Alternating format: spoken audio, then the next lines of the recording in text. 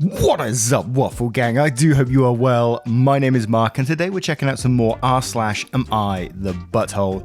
If you'd like to skip the initial waffle today, please use the timestamps in the description and along the timeline below. But if you are new here, please consider hitting that like, that subscribe, and maybe, just maybe that cheeky notification bell too. And if you're feeling extra spicy, you can support the channel by clicking that join button down below for YouTube, or clicking the link in the description for Patreon and joining up there. And with that being said, let's crack on with today's stories. Much love, guys. Now, our first story comes from Chipbag69. Am I the arsehole for telling my boyfriend I won't bail him out if he gets arrested? My boyfriend, 42, backed into a car in September. He didn't have insurance. He called me to ask for $500 to pay the kid off so the cops wouldn't get called.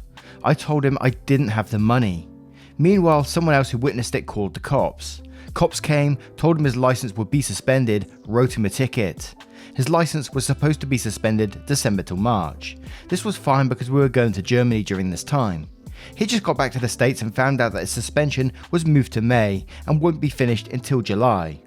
He is staying with his uncle in the States, and his uncle gave him the keys to a truck to drive. Boyfriend didn't tell anyone his license was suspended. I told boyfriend his license was suspended, so if he gets pulled over, he will get arrested and the uncle's truck will be impounded, and I'm not paying for any of it, so don't ask me. Now boyfriend is mad at me, saying, good to know I don't have his back. He is also angry that I flat out told him I'm not paying for anything that comes of him driving on a suspended license, because I'm assuming he's going to ask me for money. I bought him a $200 speaker before he left, which he paid me back for immediately. He asked me why am I willing to lend him $200 for a speaker but not lend him money for an impounded vehicle. He has money saved up but is currently not working due to just arriving back in the States. Now, in the second to last paragraph there, it said he was like mad at you because you're assuming he's going to ask you for money. But then if we go straight back up to the first paragraph, it says he didn't have insurance. He called me to ask for $500 to pay off the kid so the cops wouldn't get called. So yes, he would ask you for money. Let's face it, he may pay you back, but you was right in thinking that he's going to ask you for money. And let's not forget, this guy is 40 odd years old, and he's acting this irresponsible with just everything right now is absolutely stupid behavior. And him saying things like, oh, you don't have my back, it's just manipulation when he's the one who's being totally irresponsible here. So absolutely not the arsehole. And I would probably go and tell that uncle as well that he is driving his truck on a suspended license, because uncle doesn't want to lose his truck either, does he? Poor uncle. And Featherfall says, and quotes, my boyfriend 42 backed into a car in September. He didn't have insurance. And then says, not the arsehole. This man is in his 40s and had his license suspended because he didn't have insurance. Then proceeds to not tell anyone his license is suspended. I'd almost expect this entitled attitude from a younger person who didn't know any better, but not someone his age. I noticed you left off your age in this post. If he's significantly older than you, and this is the attitude he has, it may be worth examining your relationship to this man. Edit, warn his uncle your boyfriend's license is suspended. And again, Painted Inky says, not the arsehole. At 42, he's way too old to be acting this irresponsible. You must have better options than this guy. Followed by Shirley as my dog saying, not the arsehole. I've got one just like him, but 6 years older. He was the biggest mistake I ever made, and my life is miserable because the you don't have my back guilt trip bullshit worked on me. Run away fast. And the happiest elephant replies to that one saying, anyone who uses the ugh, you don't have my back for my stupid choices line will A, think you deserve any consequence for your own stupid choices, and B, there will always be consequences for his stupid choices when he's not the one dealing with those consequences. My dad pulled that shit on my mum. Anything but immediate agreement and compliance was not being on his side. Total bullshit. And now, let's move on to the next story. And this story is from Right Manufacturer 229. Am I the arsehole for refusing to get rid of a painting my friend made me? Absolutely not. But Mark, don't jump too soon. Let's get into the story first. My best friend and I, 23 female, met doing art at uni, and since then have always had a tradition of giving each other homemade gifts, varying in levels from absolutely awful but well loved to genuinely time-consuming pieces of art. They have always been a bit on the nose. Collages of drunken misdeeds and dodgy shaped pottery, etc. Everyone I'm close to is well aware of this tradition, and we all tend to get a laugh out of it. This year she gifted me a canvas, A4-ish size, painting of me standing beside a male celebrity that we both like. I absolutely loved it and sent pictures to one of our group chats where everyone laughed at how cringe but genuinely lovely of a gift it was. Straight afterwards, I got a text from my boyfriend of 2 years, telling me that he was pissed off and upset at how insulting it was for me to be displaying that in my flat when he would be coming over. It really upset me, but I stood my ground and told him that it was my flat and this was a genuinely time-consuming piece of art that my friend had put time and effort into. So I would not be getting rid of it just because it made him insecure. I know there wasn't any malice on my friend's part into gifting it to me. She, like me, genuinely wouldn't have considered something like that. That would be upsetting. My boyfriend lives in a house with roommates where they have posters of women on the walls, and I don't really see the difference. But now I'm beginning to doubt myself. I won't get rid of it like he wants me to, but should I be more sympathetic and hide it from him? And then there is an edit saying, "Thank you so much for all the advice. Since people have asked, it's a very PG painting, the celeb's chest up with an arm around me. I think she took reference from a meet and greet with him and a fan and just replaced the fan with me." He also hasn't said why it upsets him, just that it makes him uncomfortable, and if I don't understand why, then that's my problem. I'll be sitting him down to try and make sense of it once he's calmed down. These comments have really opened my eyes about how concerning this could be. Thank you again.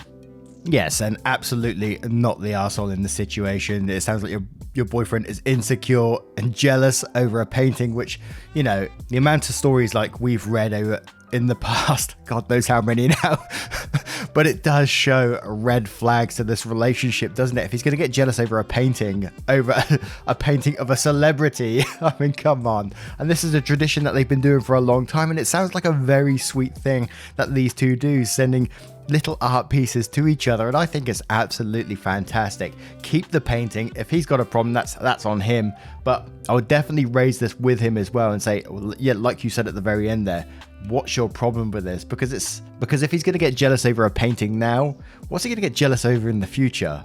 That's just something that jumped into my head, you know, and that might be overstepping, but that's the way I'm feeling at the moment. But I was scrolling through the comments and guess who I see? Savage Ink Studios, of course, one of our members saying, "Not the arsehole. If your partner can't handle a painting of you standing next to another guy, maybe you need a new partner. God forbid you ever try to have a male friend. Just sounds really toxic." And Boozy McHagger says, "Not the arsehole. Keep the painting. Get rid of the boyfriend." And there's a few of those saying that as well. And who says, "Not the arsehole. If your boyfriend is offended by you being in a painting with a celeb, he's not going to last long on a relationship at any point in his life. Jealousy is toxic at the best of times, but over a painting is ridiculous." To which Not a Soggy Bagel says, "Not the arsehole. Exactly. It is downright toxic. His insecurities are off the charts. It's a personally painted image with a celebrity. How can he possibly be jealous of this? Also, it's really hypocritical of him to cry wolf when he has pictures of women on his walls as decor." Slytherin says, "I genuinely laughed and cringed at the same time reading this because I have a framed picture of me and Sebastian Stan in my living room of the house I share with my girlfriend. I also have a random picture of Tom Holland pinned on the wall. The guy needs to grow up fast. I would ditch him immediately. This is one of those small gestures that says a lot." And Yakuza replies to this one saying, "Years ago, as a joke, I put a framed picture of Hayden Pantier, I may have got that wrong, in my room when Heroes was a big deal. One guy asked if it was my girlfriend, which, no, I'm not even close to being in her league. No one else took it seriously. As long as the artwork is tasteful and in good fun, OP's BF is being ridiculous, like we are supposed to ignore actors are attractive." And this next story is from Potato Pan. "Am I the arsehole for saying no to my wife joining a gaming session with my friends? So for background, my wife hates video games. Her hobbies are reading, crafts, writing, etc. I really enjoy video games, making games, etc. During the pandemic, I've gotten back in touch with friends from high school, and we have gaming nights twice a week. My wife, on the other hand, does not have any friends and is pretty sad about it. Sometimes we have arguments about her being jealous of my hangouts with my friends. I do make time for her and we do have date nights at home, etc. Well, my wife asked me yesterday if she could join in with my friends this week. This came way out of left field. Like I said, my wife has never really played any video games at all, and we don't really play beginner-friendly games. She knows this. I asked her why she wanted to join, and she says she's so lonely and just wants to be around people. She begged me to ask my friends if it would be okay, so I did. Well, none of my friends were fans of the idea. None of them have girlfriends and there are no women in the group. We've all known each other since high school. Many of them have never even met my wife. The idea made them uncomfortable. I told my wife this and she cried. She told me she's so tired of having no one to talk to and hearing my camaraderie with her friends. And she just wants something like that. She's tried joining virtual classes and things, but it's hard to make friends out of the blue during a pandemic.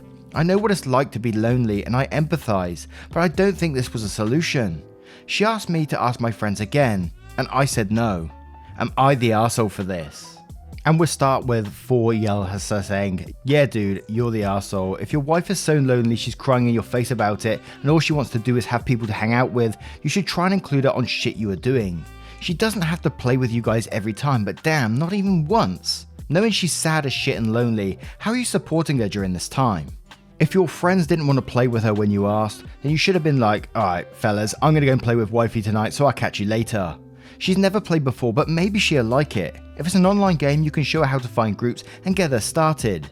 Maybe this is a new hobby you two can bond over, but to just be like, nah, my friend said no, is some of the lamest shit ever. Maybe you should reconsider your priorities. This is coming from a person who plays with a group of friends and whose gamer buddy just recently started including his girlfriend. It's really not that big of a deal if she wants to play every now and then. And Reddit 807 says, very soft, you're the arsehole. Your wife comes before video game night with old friends regardless if it's fun to relive the nostalgia from when we were all 11. I'll add, she's literally crying out to you for help. People have committed suicide for loneliness. It can fester and eat away at a person. Don't be one of the many out there that wish they could do things differently. At the very least, if it was me, I would reduce my 2 times per week to 1 times and spend the extra evening out with the wife. Outside our comfort zone, trying to make friends. Meetup.com is a great app for meeting others, hiking, biking, walking, kayaking, etc. Many states have opened COVID vaccines up to all if that's a concern too. Hold her hand and help her. She needs you now, bud. Wife always comes before friends. Again, this is a pretty soft you're the arsehole.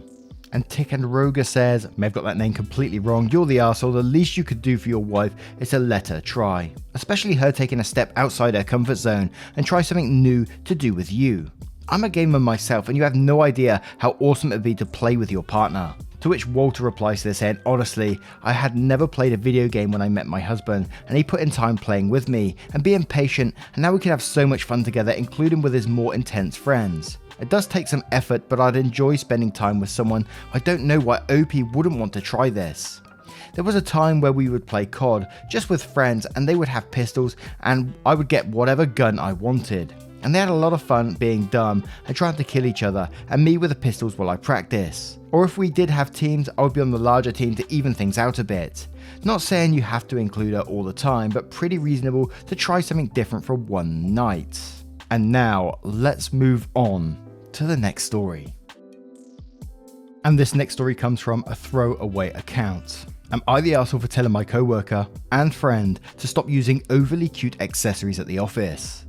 I, 31 female, recommended my friend Joan, 31 female, for a job opening at my work. Our field is related to offering online security services and such. However, we both work on the training section than doing actual programming. Anyway, Joan started a few months ago and she made a good impression. She's a hard worker and a pleasant person to be around. My boss is quite happy with her. However, I've heard some comments about how she cannot be taken seriously because she's always so cutesy. I started to pay attention and I noticed that she brings her lunch in a Sanrio character bag. I think that's like the Hello Kitty stuff, but I think there is other characters as well. That she put a pink floral pattern cover to her work iPad and that almost all her work stationery is kawaii themed. I wouldn't say she's flashy, but she definitely stands out in a workplace where everyone takes themselves way too seriously and it's mostly male centered. Yesterday, while talking about the upcoming week, I mentioned to her that maybe she should tone down her cute style, since people were saying she couldn't be taken seriously and they were already not considering some work opportunities for her because of this impression. Joan was sad at first, but she told me she had the right to use whatever she liked as long as it wasn't offensive or inappropriate. She definitely tones down her cuteness preferences when she goes to offer training to other companies. Then she told me I was so immersed in our toxic work environment that I was not seeing how unfair this was. I know our workplace is not the best, but you have to deal with it. She said she couldn't understand how guys were allowed to have Funkos in their desks and having the Avengers notepads, but if she used Sanrio, everyone lost their mind. Then she told me she was thinking of resigning because she got a better offer in a less toxic work environment. I admit I got upset because I recommended her, and I told her she was going to have the same issues wherever she went in the tech industry. I wonder if I was the arsehole. I'm just trying to help her, but she wouldn't listen. Now this one to me just felt super hypocritical. You were saying that they've got Avengers stuff on their desk. She can't have what she wants. She can't have her own style at the workplace. I mean, fuck that noise. I mean, come on now.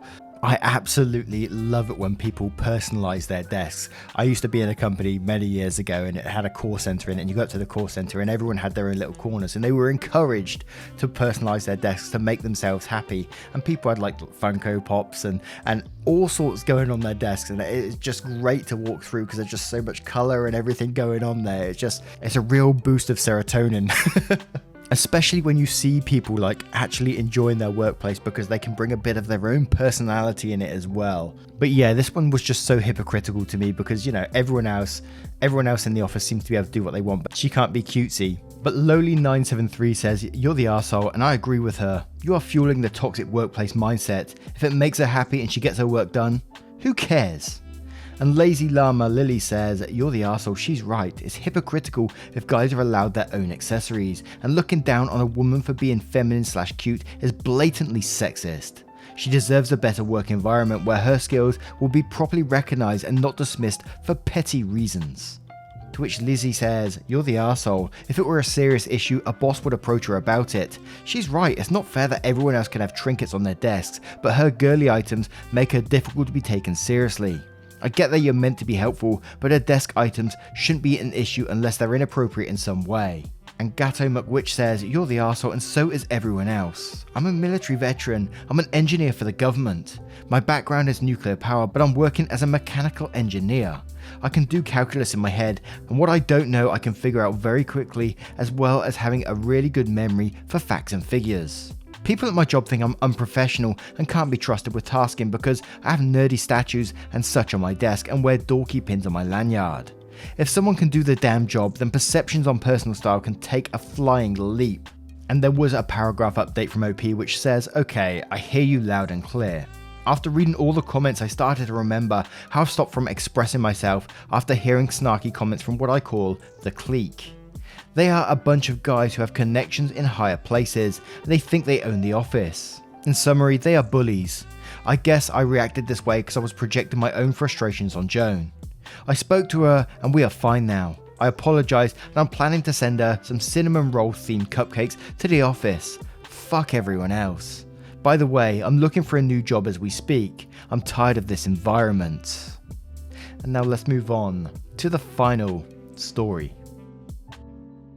And our final story comes from Anna is Ellie's mum, and I saw this one and I thought, well, I've got to read it as the last one. "Am I the arsehole for adopting a cat that has a penis on his face and naming him Richard? 4 months ago, my fiance and I were looking to adopt a cat. We found a middle-aged cat that was sitting in a shelter for a long while for a very obvious reason. The black and white pattern on the coat created a painfully obvious penis shape right in the middle of the cat's face. Not gonna lie, I found this pretty funny and so did my fiance. So we went out to meet the cat. He was super sweet when we took him home, but the shelter said they didn't know his name and that we can give him our own. Seeing how the thought of this cat having a penis face would be the first thing to anyone's mind the moment they saw him, we thought it would be a funny little icebreaker to name him Richard. My own father, whose name is Richard, found this pretty funny and harmless, as did many other guests, until my sister-in-law visited. She said it was completely inappropriate and a disservice to the cat and the cat's feelings, since I made fun of him with this name, unbeknownst to the cat himself, and that it can be categorized as unphysical animal abuse. I told her that the cat doesn't even speak English, so his feelings aren't hurt at all, so I don't see the problem here. She then got mad at my fiance because he's enabling me to abuse an animal who can't control what coat pattern it has. Now she has ghosted us. Am I the arsehole for naming my cat Richard because he has a penis on his face? Nope, that's just absolutely ridiculous to me. And I went and found the photo of him. I'm not sure how big it's going to show up because the picture looked pretty small when I looked at it, but yes, I can definitely see it. And let's face it, the cat doesn't give a shit. Cats don't give a shit about anything. The cat doesn't care what code it has, it doesn't care what name it has. As long as you give food, water, and an occasional scratch, it might show you some affection back. That's from someone who's had a cat before. Yeah. And Sev's Mama 21217 says, not the arsehole, I'm laughing so hard right now. This is great. I'm glad your sister-in-law ghosted you because she is out of her mind and she really believes any of the sewage leaking from her mouth. Cat tax, please. We all want to see the infamous dick. And Internally Fuming says, not the arsehole, the cat had been sitting in the shelter because of the penis shape on his face. Not only did you adopt him, you celebrated it with his new name. You're not being mean to him, you're turning what was an unfortunate circumstance into laughter and love. But also the cat doesn't care. It's a cat. Lol. Yeah, and let's not forget that they rescued the cat from the shelter as well, which is a huge positive, when many people wouldn't. And Ninja replies to this saying, not the arsehole in the slightest, we have a guinea pig with a similarly unfortunate fur pattern and call him Lord Dickface all the time. I wish I thought to name him Richard. And here's the guinea pig tag. And we'll have one more from PM Me Your Recipes. Not the arsehole, cat doesn't care, sister-in-law shouldn't either. It's the perfect name. Edit, the cat tax has been paid. All hail the Dickface. May the memes be plentiful. Now, what do you guys make of today's collections of stories? Did you enjoy them? Didn't you enjoy them? Let me know in the comments below and let me know your verdicts as well if you choose to do so. But as always, never any pressure to do so either. Thank you so much for spending 20 minutes or so out of your day with me and listen to a couple of stories or two.